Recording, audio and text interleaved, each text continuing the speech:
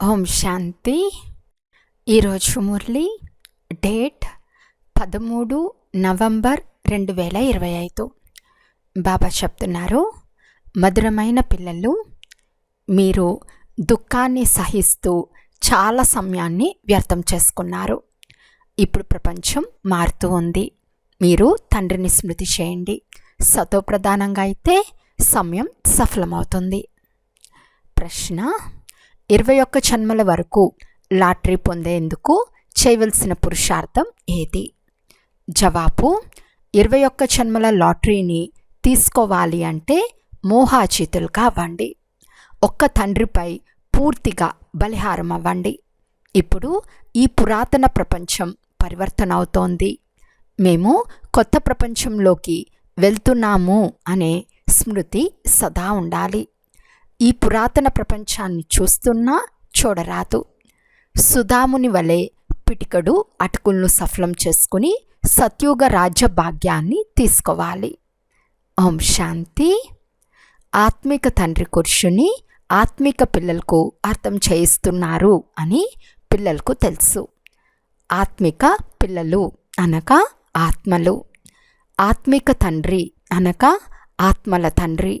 దీనినే ఆత్మ మరియు పరమాత్ముల మిలనము అని అంటారు. ఈ మిలనము కల్పానికి ఒక్కసారి మాత్రమే జరుగుతుంది. ఈ విషయాలన్నీ పిల్లలైన మీకు తెలుసు. ఇవి విచిత్రమైన విషయాలు. విచిత్రుడైన తండ్రి విచిత్రమైన ఆత్మలకు అర్థం చేయిస్తున్నారు. వాస్తవానికి ఆత్మ విచిత్రమైనది. ఇక్కడకు వచ్చి దేహదారిగా అవుతుంది. చిత్రం ద్వారా పాత్రను అభినయిస్తుంది. అందరిలోనూ ఆత్మ ఉంది కదా. జంతువులలో కూడా ఆత్మ ఉంటుంది. 84 లక్షల యోనులు అని అంటారు. అందులో జంతువులన్నీ వచ్చేస్తాయి కదా. లెక్కలేనన్ని జంతువులు మొదలైనవి ఉన్నాయి కదా. ఈ విషయాల్లో సమయాన్ని వ్యర్థం చేసుకోరాదని తండ్రి అంటారు. ఈ జ్ఞానం లేకుంటే మనుషుల సమయం వ్యర్థమవుతూ ఉంటుంది. ఈ సమయంలో తండ్రి కూర్చుని పిల్లలైన మిమ్మల్ని చదివిస్తూ ఉన్నారు. తర్వాత మళ్ళీ అర్ధకల్పం మీరు ప్రాలబ్ధాన్ని అనుభవిస్తారు. అక్కడ మీకు ఏ కష్టము ఉండదు. ఇక్కడ దుఃఖంను సహించుటలోనే మీ సమయం వ్యర్థమవుతుంది. ఎందుకంటే ఇక్కడ దుఃఖమే దుఃఖం ఉంది. అందుకే దుఃఖంలో మా సమయం వ్యర్థమవుతూ ఉందని, దీని నుండి బయటకు తీయండి అందరూ తండ్రిని స్మృతి చేస్తారు. సుఖంలో ఎప్పుడు సమయం వ్యర్థమవుతుందని అనరు. ఈ సమయంలోని మనుషులకు ఏమాత్రం విలువ లేదని కూడా మీకు తెలుసు. మనుషులు అకస్మాత్తుగా మరణిస్తూ ఉంటారు. ఒక్క తుఫాన్లోనే ఎంతమంది మరణిస్తారు? రావణ రాజ్యంలో మనుషులకు ఏమాత్రం విలువ లేదు. ఇప్పుడు తండ్రి మిమ్మల్ని ఎంతో విలువైన వారిగా తయారు చేస్తారు. విలువలేని వారిని విలువైన వారిగా అనగా పైసాకు కొరగాని వారికి రూపాయికి సమానంగా చేస్తున్నారు. అమూల్యమైన వజ్రతుల్య జీవితం అని మహిమ కూడా ఉంది. ఈ సమయంలో మనుషులు గవ్వల వెనుక పడి ఉన్నారు. లక్షాధిపతులుగా, కోటీశ్వరులుగా, పదమాపతులుగా అవ్వవచ్చు. వారి బుద్ధి అంతా అందులోనే నిమగ్నమై ఉంటుంది. వీటన్నిటినీ మర్చి ఒక్క తండ్రిని మాత్రమే స్మృతి చేయమని వారికి చెప్పినా అంగీకరించరు. ఎవరి బుద్ధిలో కల్పకృతం కూర్చుని ఉంటుందో వారి బుద్ధిలోనే ఇప్పుడు కూడా కూర్చుంటుంది. ఎంతగా అర్థం చేయించినా ఇతరుల బుద్ధిలో కూర్చోదు. ఈ ప్రపంచం పరివర్తన అవుతుందని మీరు కూడా నెంబర్ వారుగా తెలుసుకున్నారు. మీరు బయట ఈ ప్రపంచం పరివర్తన అవుతుందని రాసినా మీరు అర్థం చేయించినంత వరకు ఎవ్వరూ అర్థం చేసుకోలేరు. మీరే అర్థం చేయించవలసి ఉంటుంది. ఒకవేళ దీన్ని ఎవరైనా అర్థం చేసుకుంటే ఇక వారిని తండ్రిని స్మృతి చేయమని, సతోప్రధానంగా అవ్వమని అర్థం చేయించవలసి వస్తుంది. జ్ఞానమైతే చాలా సహజం. వీరు సూర్యవంశీయులు, వీరు చంద్రవంశీయులు. ఇప్పుడు ఈ ప్రపంచం పరివర్తన అవుతూ ఉంది. పరివర్తన చేయవారు ఒక్క తండ్రి మాత్రమే. దీనిని మీరు యథార్థ రీతిలో తెలుసుకున్నారు. అది కూడా నెంబర్ వారు పురుషార్థానుసారం అర్థం చేసుకున్నారు. మాయ పురుషార్థం చేయనివ్వదు. డ్రామానుసారంగా ఇంతటి పురుషార్థం నడవదని భావించటం జరుగుతుంది. ఇప్పుడు పిల్లలైన మీరు శ్రీమతం ద్వారా మేము మా కొరకు ఈ ప్రపంచాన్ని పరివర్తన చేస్తున్నాము అని అర్థం చేసుకున్నారు. శ్రీమతం ఒక్క శివబాబాదే. శివబాబా శివబాబా అని అనటం చాలా సహజం. ఇంకెవ్వరికి శివబాబా గురించి కానీ వారిచ్చే వారసత్వం గురించి కానీ తెలియదు. బాబా అంటేనే వారసత్వం. సత్యమైన శివబాబా అవసరం కదా. ఈ రోజుల్లో అయితే మేయర్ను కూడా ఫాదర్ అని అంటారు, గాంధీని కూడా ఫాదర్ అని అంటారు, కొందరిని జగద్గురువు అని అంటారు. జగత్ అనగా మొత్తం సృష్టికి గురువు. అలా మనుషులెవ్వరూ కాచాలరు. పతిత పావనుడు, సర్వుల సద్గతి దాత ఒక్క తండ్రి మాత్రమే. తండ్రి అయితే నిరాకారుడు. మరి ముక్తులుగా ఎలా చేయగలరు? ప్రపంచం పరివర్తన అవుతూ ఉందంటే అది తప్పకుండా కర్తవ్యంలోకి వస్తుంది. అప్పుడే కదా తెలిసేది. ప్రళయం జరిగిన తర్వాత తండ్రి కొత్త సృష్టిని రచిస్తారని కాదు, మహాప్రళయం జరుగుతుందని, తర్వాత రావి ఆకుపై శ్రీకృష్ణుడు వస్తాడని శాస్త్రాల్లో చూపించారు. అయితే అలా జరగదని తండ్రి చెప్తున్నారు. ప్రపంచ చరిత్ర, భూగోళాలు పునరావృతం అవుతాయని గాయనమున్నప్పుడు ప్రళయం జరగటం అసంభవం. ఇప్పుడు ఈ పురాతన ప్రపంచం పరివర్తన అవుతూ ఉందని మీ మనసులో ఉంది. ఈ విషయాలన్నీ తండ్రి వచ్చి అర్థం చేయిస్తున్నారు. ఈ లక్ష్మీనారాయణులు కొత్త ప్రపంచానికి అధిపతులు, పురాతన ప్రపంచానికి మాలికుడు రావణుడని మీరు చిత్రాల్లో కూడా చూపిస్తారు. రామరాజ్యం రావణరాజ్యం అని గాయనం చేయబడుతుంది కదా. బాబా పురాతన అసురీ ప్రపంచాన్ని సమాప్తం చేసి కొత్తదైన దైవీ ప్రపంచాన్ని స్థాపన చేయిస్తున్నారు అనే విషయాలు మీ బుద్ధిలో ఉన్నాయి. తండ్రి అంటున్నారు, నేను ఎవరో ఎలా ఉన్నానో చాలా అరుదుగా ఎవరో కొద్ది మందికి మాత్రమే తెలుసు. అది కూడా మీకు నెంబర్ వార్ పురుషార్థానుసారంగా తెలుసు. ఎవరైతే మంచి పురుషార్థులుగా ఉంటారో వారికి చాలా మంచి నష ఉంటుంది. స్మృతి చేసే పురుషార్థులకు నిజమైన నష ఎక్కుతుంది. 84 జన్మల చక్ర జ్ఞానాన్ని తెలియచేయటంలో స్మృతి యాత్రలో కలిగే అంత నష ఉండదు. ముఖ్యమైనది పావనంగా అవ్వటం. మీరు వచ్చి పావనంగా చేయమని కూడా పిలుస్తారు. మీరు వచ్చి విశ్వచక్రవర్తి పదవినివ్వమని పిలవరు. భక్తి మార్గంలో కథలు కూడా అనేకం వింటారు. సత్యమైన సత్యనారాయణుని కథ ఇదే. ఆ కథలు జన్మ జన్మాంతరాలు వింటూ వింటూ క్రిందకే దిగచారుతూ వచ్చారు. భారతదేశంలోనే ఇటువంటి కథలు వినే అలవాటు ఉంది. ఇతర ఏ ఖండంలోనూ ఇలాంటి కథలు మొదలైనవి ఉండవు. భారతదేశంనే మతపరమైన అంటే రిలీజియస్ దేశమని అంటారు. భారతదేశంలో అనేక మందిరాలు ఉన్నాయి. క్రైస్తవులకైతే ఒకే చర్చ్ ఉంటుంది. ఇక్కడ రకరకాల మందిరాలు అనేకమున్నాయి. వాస్తవానికి శివబాబా మందిరం ఒకటే ఉండాలి, పేరు కూడా ఒకరితే ఉండాలి. ఇక్కడైతే అనేక పేర్లు ఉన్నాయి. విదేశాల వారు కూడా ఇక్కడి మందిరాలను చూచేందుకు వస్తారు. పాపం వారికి ప్రాచీన భారతదేశం ఎలా ఉండేదో తెలియదు. 5000 సంవత్సరాల కంటే పురాతన వస్తువు ఏది ఉండదు. లక్షల సంవత్సరాల నాటి పురాతన వస్తువులు లభించాయని వారు భావిస్తారు. తండ్రి అర్థం చేయిస్తున్నారు. మందిరాలలోని చిత్రాలు, విగ్రహాలు మొదలైనవి 2500 సంవత్సరాల నాటివి. మొట్టమొదట శివుని మాత్రమే పూజిస్తారు. అది అవ్యభిచారి పూజ. అట్లాగే అవ్యభిచారి జ్ఞానం అని కూడా అంటారు. మొదట అవ్యభిచారి పూజ, ఆ తర్వాత వ్యభిచారి పూజ జరుగుతుంది. ఇప్పుడైతే నీటిని మట్టిని కూడా పూజిస్తున్నారు. ఇప్పుడు అనంతమైన తండ్రి అంటున్నారు, భక్తి మార్గంలో మీరు ఎంత ధనాన్ని పోగొట్టుకున్నారు. ఎన్నో శాస్త్రాలు, అనేక చిత్రాలు తయారు చేశారు. గీతలు కూడా ఎన్ని ఉంటాయి. వీటన్నిటిపై ఖర్చు చేస్తూ మీరెలా అయిపోయారో చూడండి. నిన్న మిమ్మల్ని డబల్ కిరీటదారులుగా చేశాను. ఇప్పుడు మీరు ఎంతగానో దివాలా తీశారు. నిన్నటి మాటనే కదా. మేము 84 జన్మల చక్రంలో పూర్తిగా తిరిగామని మీకు కూడా తెలుసు. ఇప్పుడు మళ్ళీ ఇలా తయారవుతున్నాము. బాబా నుండి వారసత్వం తీసుకుంటున్నాము. బాబా మాటి మాటికి పురుషార్థం చేయిస్తూ ఉంటారు. గీతలో కూడా మన్మనా భవ అనే పదం ఉంది. ఏవో కొన్ని పదాలు కరెక్ట్గా ఉన్నాయి, ప్రాయలోపమైపోయిందని అంటారు కదా. అనగా దేవీ దేవతా ధర్మం లేనేలేదు. కానీ మీ స్మృతి చిహ్నాలు ఎంతో మంచిగా తయారు చేయబడ్డాయో చూడండి. ఇప్పుడు మనం మళ్ళీ స్థాపన చేయిస్తున్నాము అని మీకు తెలుసు. మరలా భక్తి మార్గంలో మన స్మృతి చిహ్నాలే ఖచ్చితంగా తయారవుతాయి. భూకంపాలు మొదలైన వాటిలో అన్నీ సమాప్తమైపోతాయి. అక్కడ మీరు మళ్ళీ అన్ని కొత్తవి తయారు చేసుకుంటారు. అక్కడ ఆ కళా నైపుణ్యములు ఉంటాయి కదా.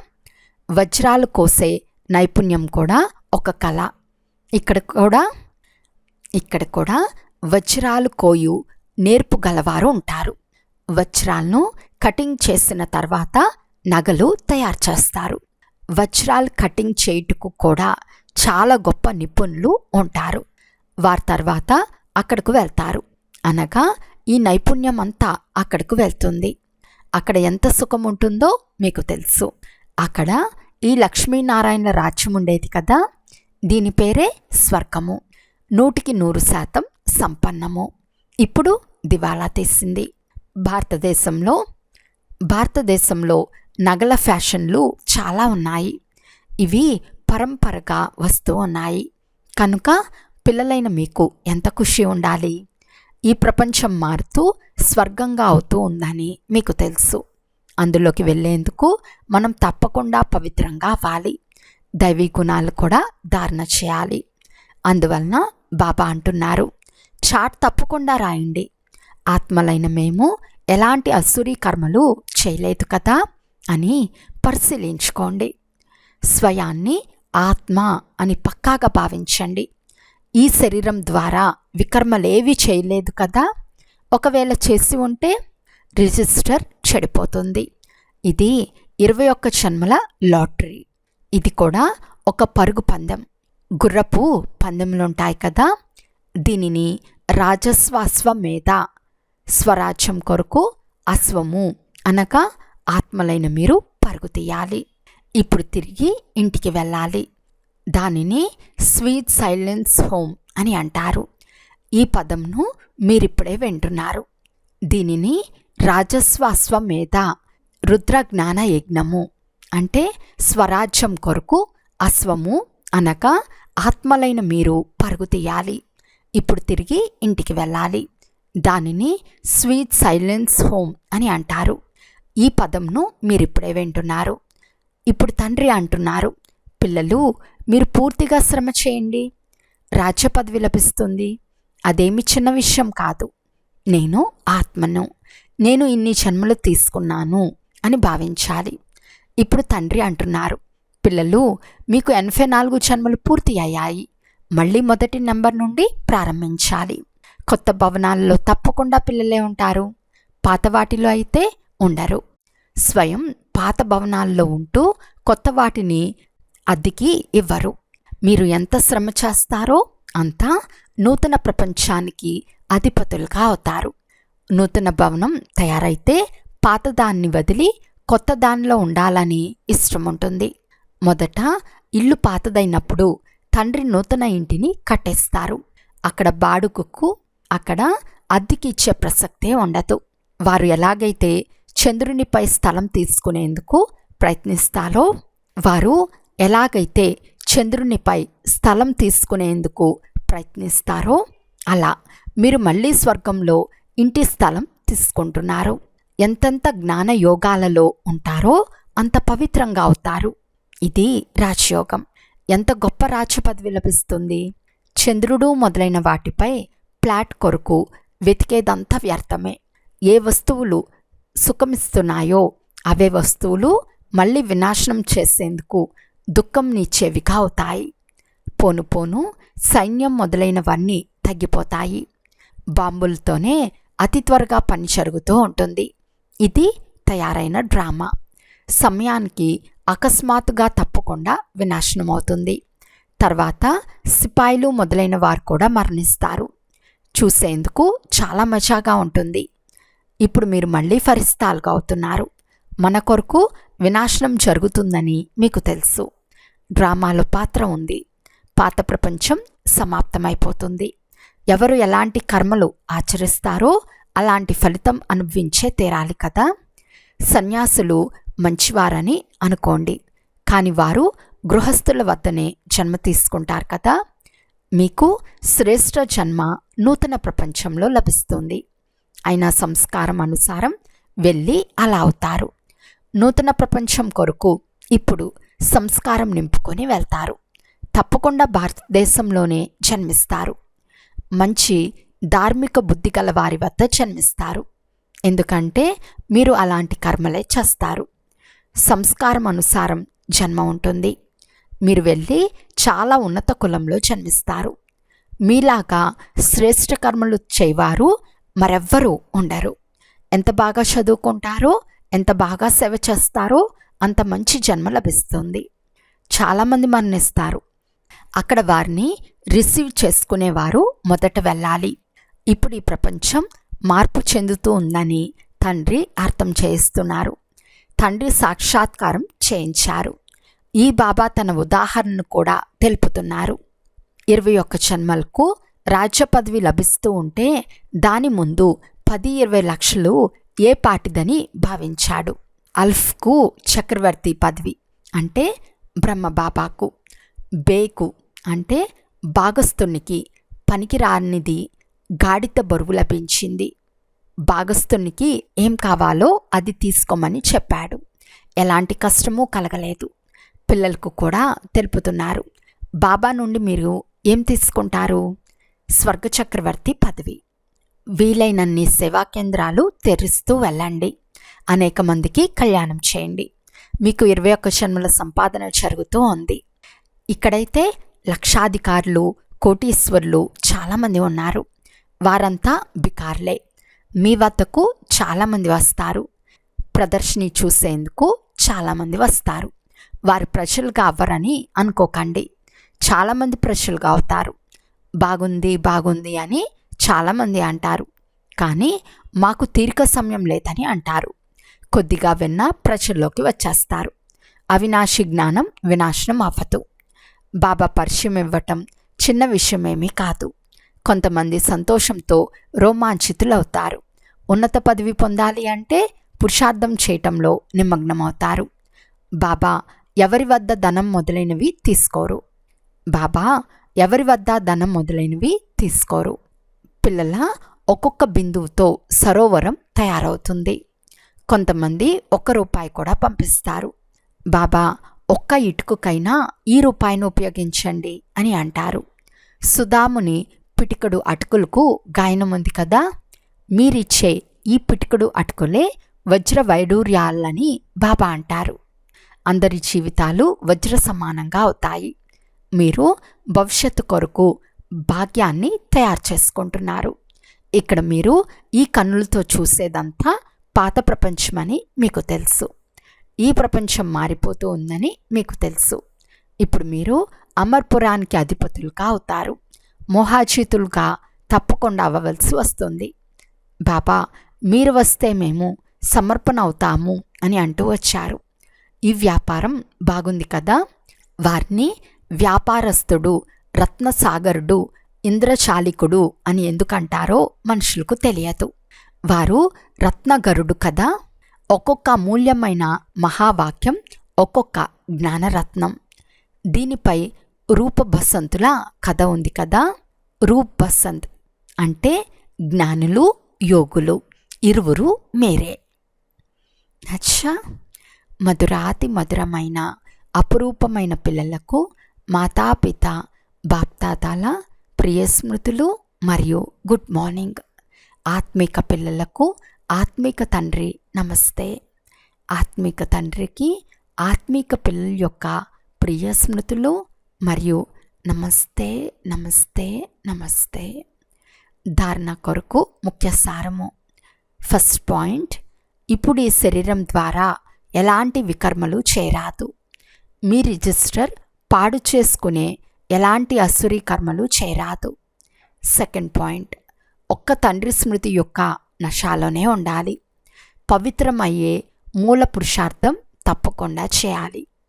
గవ్వల వెనుకపడి మీ అమూల్య సమయాన్ని నాశనం చేసుకోక శ్రీమతం ద్వారా జీవితాన్ని శ్రేష్టంగా చేసుకోవాలి. ఈరోజు వరదానము: స్వయాన్ని విశ్వసేవ కొరకు అర్పణ చేసి మాయను దాసీగా చేసుకునే సహజ సంపన్న భవ. ఇప్పుడు మీ సమయం సర్వప్రాప్తులు, జ్ఞానము, గుణాలు మరియు శక్తులను విశ్వసేవ కొరకు సమర్పితం చేయండి. ఏ సంకల్పం వచ్చినా ఇది విశ్వసేవ పట్ల ఉందా అని చెక్ చేసుకోండి. ఇలా సేవ పట్ల అర్పణ అయితే స్వయం సహజంగా సంపన్నమైపోతారు. సేవ యొక్క లగ్నంలో చిన్న పెద్ద పేపర్లు లేక పరీక్షలు స్వతహాగా సమర్పణైపోతాయి. తర్వాత మాయతో భయపడరు. సదా విజయులుగా అయ్యే సంతోషంలో నాట్యం చేస్తూ ఉంటారు. మాయను మీ దాసీగా అనుభవం చేస్తారు. మీరు స్వయం సేవలో సమర్పణ అయితే మాయ స్వతహాగా సరెండర్ అయిపోతుంది. శ్లోకన్: అంతర్ముఖత ద్వారా నోటిని మూసుకుంటే క్రోధం సమాప్తమైపోతుంది. అవ్యక్త సూచన: అశరీరి మరియు విదేహీ స్థితి యొక్క అభ్యాసాన్ని పెంచండి. ఎలాగైతే 1 సెకండ్లో స్విచ్ ఆన్ మరియు ఆఫ్ చేయబడుతుందో అలాగే 1 సెకండ్లో శరీరాన్ని ఆధారంగా తీసుకోవాలి మరియు 1 సెకండ్లో శరీరాన్ని అతీతంగా అశరీరీ స్థితిలో స్థితమైపోవాలి. ఇప్పటికిప్పుడే శరీరంలోకి రావాలి. ఇప్పటికిప్పుడే అశరీరిగా అయిపోవాలి. అవసరం ఉంటే శరీరం అనే వస్త్రాన్ని ధారణ చేయాలి. అవసరం లేకుంటే శరీరం నుండి వేరుగా అయిపోవాలి. ఈ అభ్యాసం చేయండి. దీనినే కర్మాతీత స్థితి అని అంటారు. అచ్చా. ఓం శాంతి.